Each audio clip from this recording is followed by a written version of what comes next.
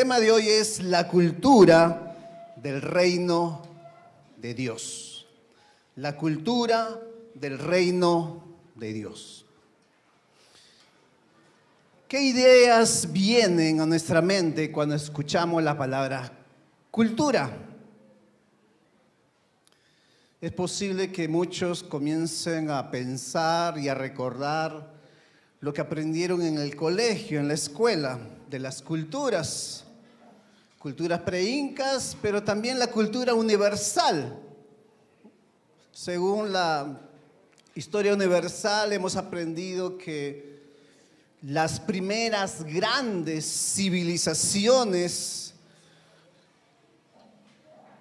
fueron Mesopotamia, fueron la cultura egipcia, la cultura griega, la cultura romana. Y todas esas culturas venían con su arte, con su religión, sus creencias, su modo de vida. De tal manera que han dejado un legado y muchos tienen ahí en esas ciudades restos de lo que ellos creían, cómo ellos vivían, cosas que ellos dejaron ahí en esos lugares. Entonces, ¿qué es la cultura? Si queremos tener una definición de lo que es la cultura. La cultura es un conjunto de creencias, valores, comportamientos, costumbres, lenguajes que caracterizan a un grupo, como puede ser un pueblo o una nación. Entonces, ¿qué es la cultura del reino? ¿Qué es la cultura del reino? La cultura del reino viene a ser lo que nosotros creemos, lo que nosotros tenemos como valor, como costumbre, como lenguaje. Y esos elementos que conforman la cultura son importantes porque todos creemos, todos tenemos creencias y es importante que conozcas en qué crees tú, porque la cultura del reino tiene una creencia muy definida. Por ejemplo, ¿en qué creemos nosotros? Nosotros creemos que Dios es uno. Porque la Biblia dice en Santiago 2:19, tú crees que Dios es uno, bien haces, porque también los demonios creen. Creemos que Dios es uno, pero también creemos en la Trinidad. Creemos que Dios es en tres personas. Ahí muchos como que comienzan a... ¿Cómo es eso de que Dios en tres personas? ¿Son tres dioses? Dios Padre, Dios Hijo, Dios Espíritu Santo, son tres. ¿O es uno solo y tres cabezas? ¿Cómo es eso? Primeramente debemos de entender y comprender un poco de la cultura del reino con este ejemplo de las matemáticas. Para Dios 3 es igual a 1 y 1 es igual a 3. Así como en el matrimonio, ya no serán dos, será una sola carne. Así como un día son 1000 años. 1000 años es un día. Eso rompe la cabeza de todos, ¿verdad? Pero un ejemplo práctico acerca de la Trinidad en la que nosotros creemos es el agua está compuesta por 3 moléculas. 3 moléculas unidas viene a ser el agua. H2O. 2 moléculas de hidrógeno y una de oxígeno. Sin embargo, el agua tiene 3 características, que es el estado sólido, el estado líquido y el vapor o estado gaseoso. El estado sólido, el hielo, es diferente al estado líquido y el líquido es diferente al vapor. Tiene diferentes características, pero La esencia es una, agua. Diferentes formas, diferentes características, pero la esencia es única. De igual manera podemos así también nosotros entender a Dios. La esencia es Dios. Dios Padre es igual a Dios Hijo y es igual a Dios Espíritu Santo. 3 en 1. Nosotros creemos que Dios es uno, pero también creemos en la Trinidad. Y la palabra de Dios también muestra que la Trinidad se manifestó cuando el Señor Jesús se bautizó. En el libro de Lucas, capítulo 3, del versículo 21 al 22, allá habla que el Señor Jesús está bautizando, Dios Hijo, y luego que el Señor Jesús se bautiza, se abre el cielo y desciende el Espíritu Santo. Y una voz del cielo, la voz del Padre, que dice: tú eres mi Hijo amado, en ti tengo complacencia. Nosotros creemos que el Señor Jesús es el Hijo de Dios. Y ahí están las citas bíblicas, ¿no? Bueno, en San Juan 6:69, nosotros creemos que el Señor Jesús tiene el poder de sanar. ¿Por qué? Porque el Señor Jesús, como dice Hebreos 13:8, Él es el mismo ayer, hoy y por los siglos de los siglos. Él, así como sanó en el pasado, sigue sanando. Él es el mismo. Su obra de sanación, de libertad, de salvación no terminó cuando Él ascendió al cielo. Él sigue sanando a los enfermos. También nosotros creemos que el Señor Jesús vendrá otra vez. La vida no termina en la muerte. El Señor Jesús viene otra vez. Así como en los días de Noé, así será también la venida del Hijo del Hombre. Nosotros creemos que la Biblia es la palabra de Dios. Como dice 1 Timoteo, o 2 Timoteo, 3:16 y 17. Toda la Escritura es inspirada por Dios, útil para enseñar, para redarguir, para corregir, para instruir en justicia. Nosotros creemos que la Biblia es la palabra de Dios. Muchos se preguntarán, o muchos habrán escuchado: sí, pero este libro es antiguo. Este libro tiene más de 4,000 años de antigüedad. ¿Cómo es posible que sirva para estos tiempos modernos, estos tiempos donde la tecnología realmente ha crecido enormemente? ¿Servirá este libro antiguo? La verdad es que los mismos problemas que vivimos en estos tiempos son los mismos problemas que encontramos en la antigüedad. Hace algunos años atrás a nosotros nos sorprendería que un padre mate a su madre, o entre hermanos se maten. Sin embargo, en la Biblia encontramos el primer homicidio, donde un hermano mata a su hermano, donde un hermano llamado Caín mata a su hermano Abel.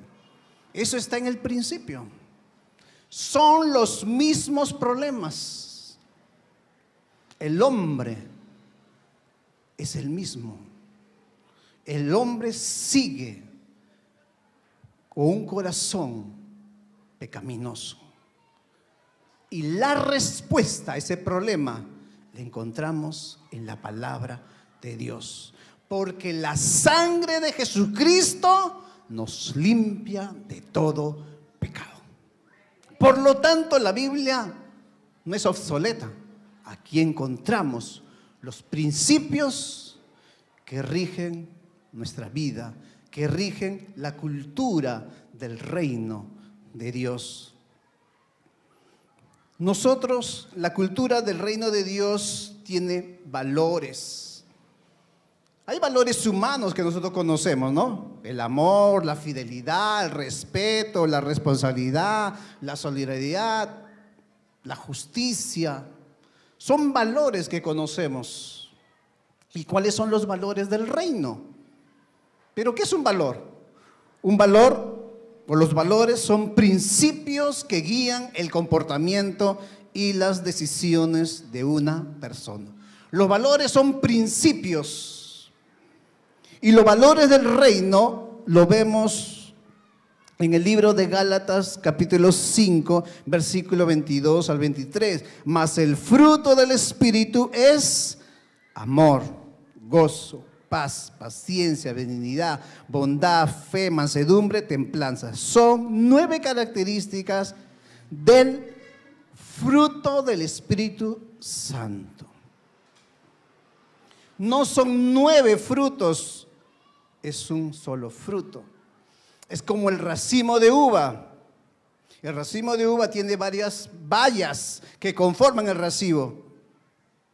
Y así también el fruto del Espíritu Santo es todas estas cualidades que nosotros vemos ahí en la palabra de Dios. Pero fíjense que no son acciones, sino son actitudes. Los frutos no son no robes, no mates, sino son actitudes: amor, gozo, paz, paciencia, benignidad, bondad, fe, mansedumbre, templanza. Ahora, este fruto, el fruto del Espíritu Santo, viene cuando nosotros recibimos al Señor Jesús en nuestro corazón. El Espíritu Santo es el que pone, deposita en nosotros, es esa semilla que en nosotros se forma en nuestro corazón, el fruto del Espíritu Santo. ¿Y para qué sirve el fruto?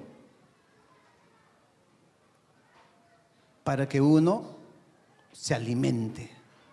Pero si nosotros tenemos el fruto, no es para que nosotros nos alimentemos a nosotros mismos, sino para que la gente que está a nuestro lado se alimente de ese fruto. Ese fruto también necesita ser pasado por ese proceso de maduración.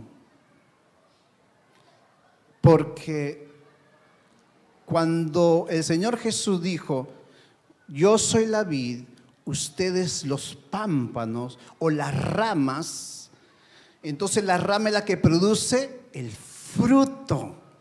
Pero el fruto se va a dar cuando esa rama permanece pegado a la planta, a la vid. Si es cortado, esa rama va a morir. Para dar fruto, el fruto del Espíritu, debemos permanecer pegado al Señor Jesús. Permanecer en Él, en contacto diario con Él. El Señor Jesús, cuando estaba con sus discípulos, les dijo, cuando Él se iba a ir: yo estoy con ustedes, pero yo me voy a ir. El Señor Jesús caminó con ellos, Él vivió con ellos, pero por 3 años, pero llegó un momento que Él tenía que irse. Pero Él dijo: yo me voy, pero voy a enviar otro igual que yo, el Consolador, y Él estará con ustedes. Entonces el Espíritu Santo está aquí. El Espíritu Santo está con nosotros, así como el Señor Jesús estaba con sus discípulos. Él nos acompaña a donde nosotros vamos, de tal manera que tú puedes conversar con Él, de tal manera que tú puedes hablar con Él como si el Señor Jesús estuviera a tu lado. Aunque tú no lo veas, pero Él está a tu lado. En Gálatas capítulo 5, el versículo 16 dice: andad en el Espíritu, Andad en el Espíritu. Anda guiado por el Espíritu Santo. Anda como si Él fuese tu compañero, tu mejor amigo, y no te despegues de Él. Cuando tú tienes esa comunión con Él, va a haber una consecuencia. La consecuencia dice ahí, y no vas a satisfacer los deseos de tu carne.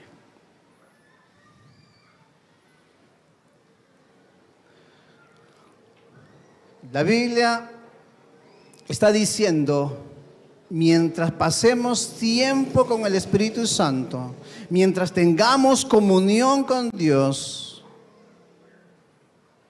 las obras de la carne no van a prevalecer en nuestras vidas. Como decía el refrán, ¿no? El que se junta con lobos aprende a aullar. Pregúntate, ¿con quién paso más tiempo? Con la persona con quien tú pases más tiempo, todas sus costumbres, todo su lenguaje, su manera de vivir, se van a pegar a ti. Y eso lo vamos a ver luego. Entonces, el fruto del Espíritu Santo es el amor, es el gozo, es la paz, la paciencia, la benignidad, la bondad, la fe, la mansedumbre, la templanza. Son los valores del reino.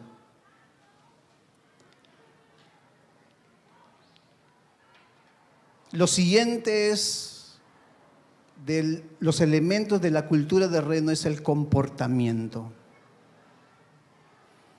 Cómo nos conducimos, cómo vivimos, cómo es nuestro estilo de vida. ¿Conoces la cultura del reino de Dios? ¿Conoces? ¿La sabes?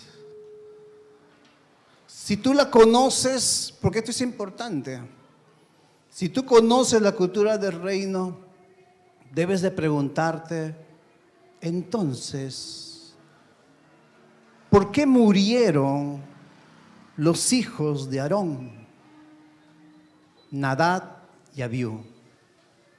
¿Por qué murieron esos jóvenes que servían en el templo, que eran sacerdotes? Y la Biblia nos va a decir que Nadab y Abiú, en Levíticos capítulo 10, en los primeros versículos, dice que ellos tomaron un incensario y pusieron en ellos fuego, sobre el cual pusieron incienso. Ellos ofrecieron delante de Jehová fuego extraño. Lo que nos sorprende es que ellos, que eran sacerdotes, que ellos habían sido instruidos desde que eran niños cómo se servía al Señor. Sin embargo, ellos hicieron algo, y ahí lo expresa, que Dios nunca les mandó. Ellos se comportaron de una manera que Dios les dijo, así no lo deben de hacer, pero ellos lo hicieron. ¿Conocemos la cultura del reino? Entonces, ¿por qué murieron los hijos de Elí? Ofni y Fines. Ellos también eran sacerdotes. Ellos también servían a Dios. ¿Y por qué murieron? Y la Biblia lo dice claramente en 1 Samuel capítulo 2, versículo del 2 al 17. Dice que los hijos de Elí, los hijos del sacerdote o del sumo sacerdote, o sea que ellos, cuando iba a morir su padre, ellos iban a encargarse del ministerio, del tabernáculo. ¿Y cómo eran los hijos de Elí? Dice que ellos eran hombres impíos. Ellos no tenían conocimiento de Jehová. Ellos eran hombres impíos y no tenían conocimiento de Jehová. Y si no conocían a Dios, iban al templo, hacían las cosas que hace todo sacerdote, pero no conocían a Dios. No tenían respeto por las cosas de Dios. Actualizando, ¿no?, la situación, ellos iban a la iglesia, usaban el celular, no lo ponían en vibrador, lo ponían en alto volumen porque quiero esperar la llamada urgente. O comían en el templo, o masticaban chicle, o lo guardaban debajo de las bancas. No tenían respeto. Al final estoy yendo a la iglesia. Sin embargo, en este pasaje, en el versículo 17, habla de que era muy grande delante de Jehová el pecado de los jóvenes Ofni y Fines. Era muy grande su pecado. ¿Por qué? Porque ellos menospreciaban las ofrendas. Para ellos las cosas de Dios no eran importantes, las ofrendas, las alabanzas, no es importante, no tiene valor. No conocían a Dios, no conocían que Dios es santo. Nos podemos preguntar también, ¿conocemos la cultura del reino? Entonces, ¿por qué murió Usa? Usa, dice la palabra de Dios en 2 Samuel 6:7, que al ver que los bueyes estaban tropezando, él extiende su mano para sostener el arca y muere. Nos podemos preguntar aún por qué murió o murieron Ananías y Zafira.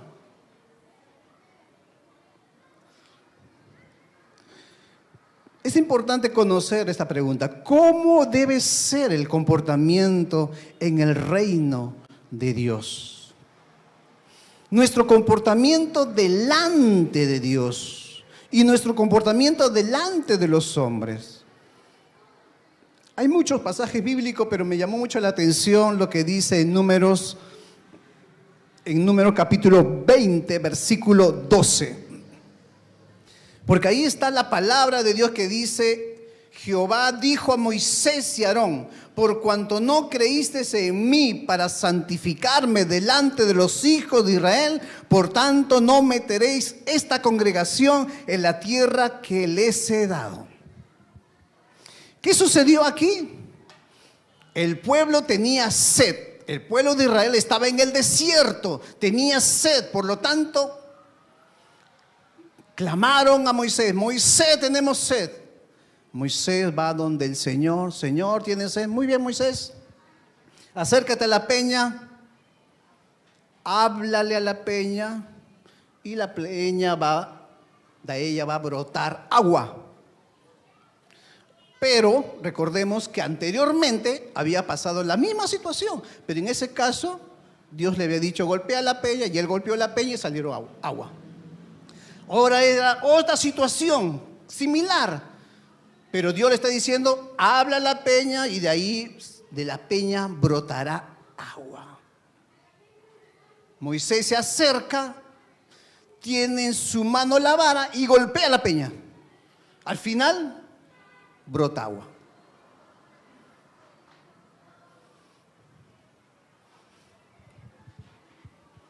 Pero Dios le dice lo que hemos leído: Moisés, tú no creíste en mí. Tú no creíste en mí.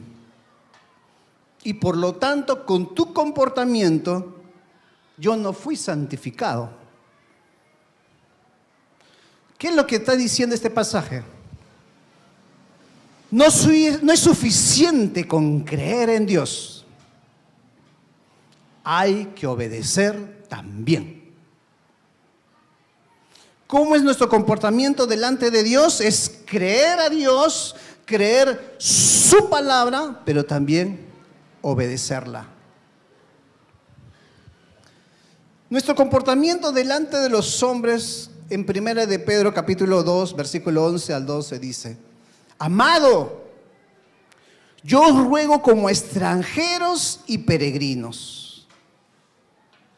Recuerden, nosotros somos ciudadanos del reino de los cielos. Si tú has recibido a Jesús en tu corazón, eres un ciudadano del reino de los cielos. Por lo tanto, este lugar, la tierra, no es tu hogar. Somos peregrinos, somos extranjeros. Esta no es nuestra casa eterna. Nuestra morada está arriba en los cielos. Entonces Pedro dice: somos extranjeros, somos peregrinos, así que absténganse de los deseos carnales que batallan contra el alma. Mantengan buena vuestra manera de vivir entre los gentiles. Que vuestra vida sea una vida buena, una vida honesta, una vida íntegra delante de la gente. Alguien puede preguntar: ¿y para qué? Dice: para que en lo que murmuran de vosotros como de malhechores, glorifiquen a Dios en el día de la visitación. Si nosotros vivimos una vida honesta, íntegra, dice la palabra de Dios, la gente va a glorificar a Dios al ver, al considerar las buenas obras. Siguiente, el lenguaje de la cultura del reino. ¿Cómo es el lenguaje de la cultura del reino de Dios? Somos ciudadanos del reino de Dios. Estamos en este mundo, pero no somos de este mundo. Y muchas veces el mundo tiene una influencia poderosa aún en el lenguaje del ciudadano del reino de los cielos o del cristiano. ¿Cómo hablas? ¿Cómo habla el mundo? ¿Cómo es tu lenguaje? ¿De qué cosas hablan? Dice Efesios 4:29: ninguna palabra corrompida salga de vuestra boca, sino la que sea buena para la necesaria edificación a fin de dar gracia a los oyentes. Ninguna palabra mala o malas palabras debe salir de nuestra boca. ¿Cuál es el lenguaje del reino? Decir palabras que ayuden y animen a los demás. Tus palabras deben de servir para ayudar y para animar a los demás. ¿Y de dónde saco eso? De la palabra de Dios. Ahí encontramos esas palabras que ayudan. Ahí encontramos esas palabras que animan a los demás. También 2 de Corintios 4:13: pero teniendo el mismo espíritu de fe, conforme a lo que está escrito, creí, por lo cual hablé. Nosotros también creemos, por lo cual hablamos. ¿En qué crees tú? Yo creo, hermanos, en la palabra de Dios. Muy bien, entonces habla lo que dice la palabra de Dios. Porque dice el apóstol Pablo: lo que creemos, eso también hablamos. Si tú crees que Dios es tu sanador, entonces háblalo. Si tú crees que Dios es tu socorro, háblalo. Si tú crees que Dios es bueno, háblalo. Si tú crees que Dios es todopoderoso, entonces háblalo. Porque lo que nosotros creemos, hablamos. ¿Tú crees que, como dice Hechos 16:31, cree en el Señor Jesucristo y serás salvo tú y tu casa? ¿Tú crees que tu casa será salva? No, hermano, esos son terribles. ¿Qué voy a creer? Eso creo que se van de frente para allá. No, si tú lo crees, tienes que hablarlo. Yo y mi casa seremos salvos, porque así dice la palabra, porque yo he creído, entonces mi casa también será salva. Lo que tú crees, háblalo. Lo que tú crees, lo que está escrito aquí en la palabra de Dios. Qué hermosos son los salmos. Ahí encontramos muchas cosas poderosas. Es importante, hermanos, que tengamos cuidado en lo que hablamos. ¿Sabe por qué? 1 Corintios 15:33. 1 Corintios 15:33 dice: no se equivoquen. No erréis, las malas conversaciones corrompen las buenas costumbres. Malas conversaciones corrompen buenas costumbres. ¿Y cuál es la costumbre del reino de Dios? ¿Qué es una costumbre? Las costumbres son formas de comportamiento que se repiten constantemente, en forma resumida. ¿Ustedes creen que Dios tiene costumbres?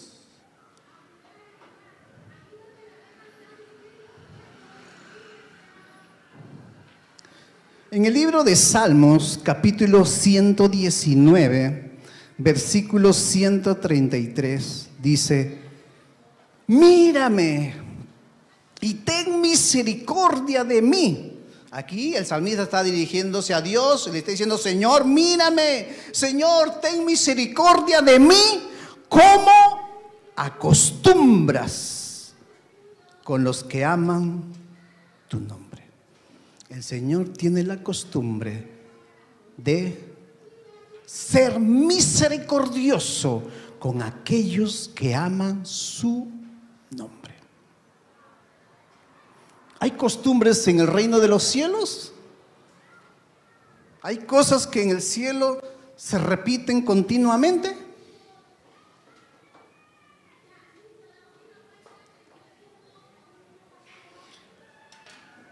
En el libro de Apocalipsis, en el capítulo 4, en el versículo 6, versículo 8 al 11, ahí habla que de la adoración celestial. Ahí dice que hay 4 seres vivientes. Esos 4 seres vivientes dice que ellos no cesan ni de día ni de noche no cesan de decir ¿qué cosa? Dicen ellos continuamente: santo, santo, santo es el Señor Dios Todopoderoso, el que era, el que es y el que ha de venir. Y siempre aquellos seres vivientes, siempre, ellos dan gloria, honra y acción de gracias al que está sentado en el trono, al que vive por los siglos de los siglos. ¡Qué poderoso! Esa es la adoración allá. Allá las bocas no se cansan de adorar a Dios. Allá los labios no dejan de reconocer la grandeza de Dios, su majestad. ¿Y tú?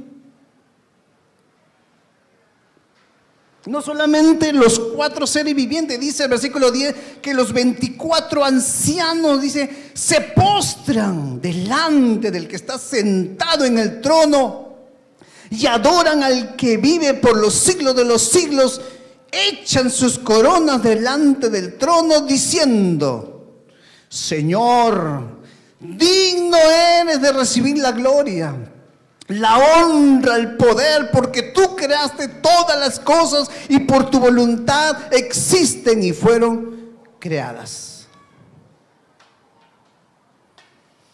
Qué maravilloso debe ser, ¿verdad?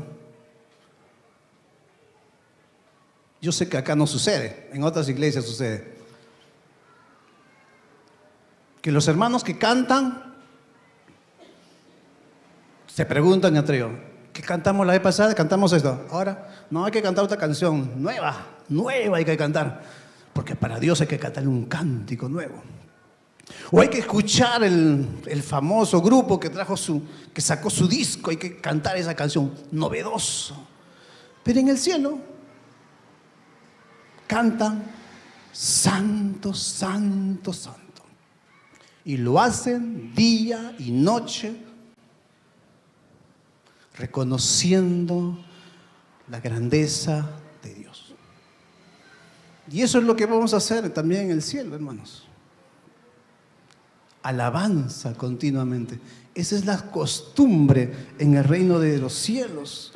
Adoración continua al que está sentado en el trono. En Hebreos capítulo 13, versículo 5 al 6, dice: sean vuestras costumbres sin avaricia, contentos con lo que tenéis ahora, porque el Señor dijo: no te desampararé ni te dejaré, de manera que podemos decir confiadamente: el Señor es mi ayudador, no temeré lo que me pueda hacer el hombre.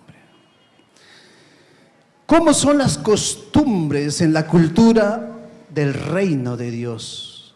Hay plena satisfacción en Dios. Y hay confianza total en Dios. Así son las costumbres. Contentos con lo que tenéis. Y confiando que el Señor no nos va a dejar, que Él no nos va a abandonar, sino Él es nuestra ayuda.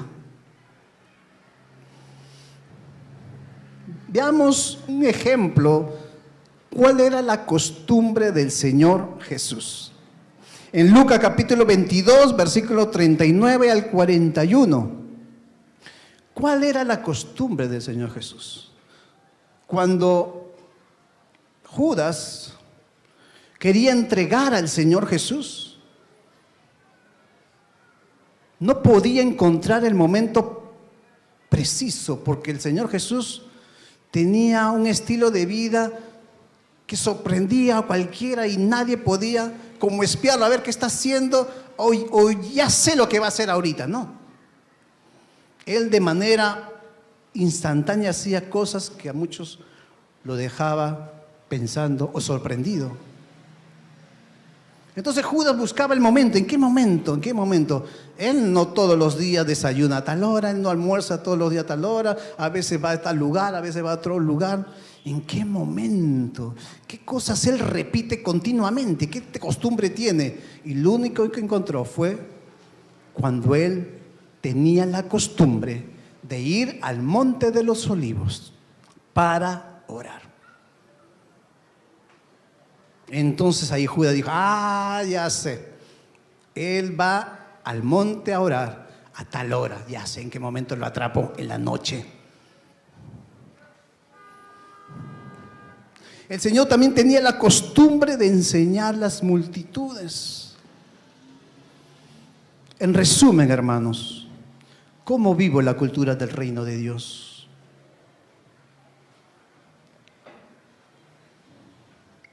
En 1 Corintios capítulo 10, versículo 31 al 33 dice: si pues coméis o bebéis o hacéis otra cosa, hacerlo todo para la gloria de Dios. La cultura del reino habla de creencias, habla de valores, habla de comportamientos, habla del lenguaje. Si tú comes, si tú bebes, si tú haces otra cosa, si tú viajas, si tú estudias, si tú trabajas, si tú enseñas, si tú vienes a la iglesia, si tú sirves en la iglesia, hazlo todo para la gloria de Dios. Si tú vienes aquí, hazlo todo para la gloria de Dios. Cómo hablas, hazlo todo para la gloria de Dios. Cómo te vistes, hazlo todo para la gloria de Dios. Dice, versículo 32, no seas tropiezo. No seas tropiezo ni a judíos, ni a gentiles, ni a la iglesia de Dios. Como también yo en todas las cosas agrado a todos, no procuro mi propio beneficio. La cultura del reino no es buscar nuestro propio beneficio. No es que obtengo, no es qué cosa gano con esto, sino tu propósito sea que muchos sean salvos a través de tu cultura, la cultura del reino. Y finalmente Colosenses 3:17 dice, y todo lo que hacéis, sea de palabra, de hecho, está hablando de la cultura, hacerlo todo en el nombre del Señor Jesús, dando gracias a Dios Padre por medio de Él. Amigo, hermano, que nos visita por primera vez o que nos estás viendo por Facebook, Blaise Pascal, que fue un matemático francés, él dijo, en el corazón de todo hombre existe un vacío que tiene la forma de Dios. En el corazón de todo hombre existe un vacío que tiene la forma de Dios. Si tú has buscado en muchas cosas llenar ese vacío y siempre has encontrado insatisfacción, ¿verdad? Es porque ese vacío solo lo puede llenar el Señor Jesús.